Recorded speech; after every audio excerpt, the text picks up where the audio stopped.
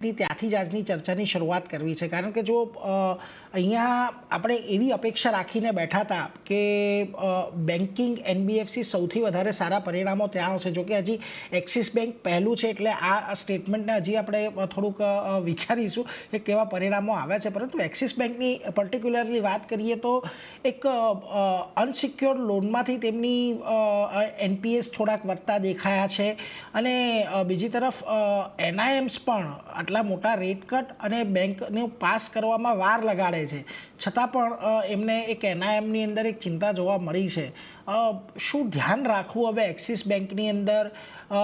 શું આ તમને વન્સ ઇન અ વાઇલ જેવું ક્વાર્ટર લાગી રહ્યું છે કે પછી હજી થોડી રાહ અહીંયા કન્ફર્મેશન માટે જોશો રોકાણના કોઈક નિર્ણય લેતા પહેલાં? એ રીતે એક્સિસ બેંકનું રિઝલ્ટ આવ્યું છે ને એમાં એક તો ખબર જ છે કે એક્સેલરેટેડ પ્રોવિઝન એ લોકોએ લગાવ્યું છે. ઓલમોસ્ટ 2500-2600 કરોડનું લગભગ વધારે લગાવ્યું છે. હવે વન ટાઈમ છે એવું મેનેજમેન્ટ કહી રહ્યા છે. હવે આગળ જઈને જોવાનું રહેશે કે વન ટાઈમ છે કે, અને જો ભવિષ્યમાં આગળ રિવર્સલ પણ થઈ શકે છે, એવું કંઈ છે નહીં કે ના થઈ શકે, પણ આના લીધે શું થાય કે સેન્ટિમેન્ટ ખરાબ થઈ જાય છે. અને અગર તમે મેઇન વસ્તુ એ છે કે આપણે 1% જે વ્યાજ ઘટ્યો છે એનું ખાલી 25 બેઝિસ પોઈન્ટ એ લોકોએ હજુ સુધી કસ્ટમરને ટ્રાન્સફર કર્યું છે. તો આગળ જઈને હજી ટ્રાન્સફર કરશે તો એના લીધે નેમમાં નેટ ઇન્ટરેસ્ટ માર્જિનમાં ડાયરેક્ટ ઇમ્પેક્ટ આવી શકે છે.